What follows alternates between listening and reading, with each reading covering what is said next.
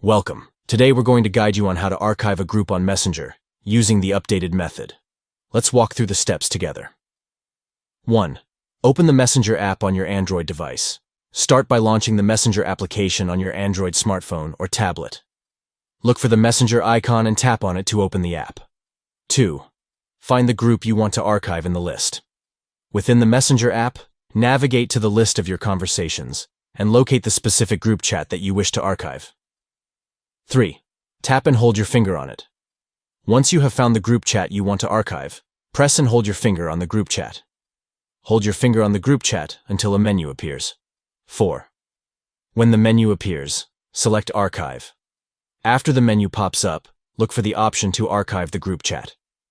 Tap on the Archive option to move the group chat to your Archive Chats section.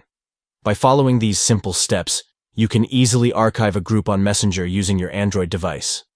Archiving a group helps you declutter your chat list by moving less active or important group chats to a separate section. Thank you for watching, and enjoy organizing your Messenger groups by archiving them with these straightforward steps.